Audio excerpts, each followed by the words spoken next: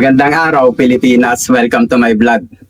Today's program is dalawang exercise lang ang gagawin ko, pero high repetition. Unang exercise ay 300 na squat para magka-shape yung pet ko at tumigas yung legs ko.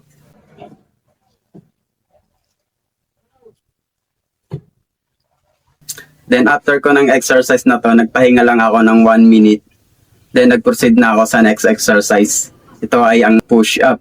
Medyo mahirap ang exercise na to kaya ginawa ko yung best ko para makakuha ng 400 repetition para gumanda yung chest ko at para gumanda rin yung tindig ko.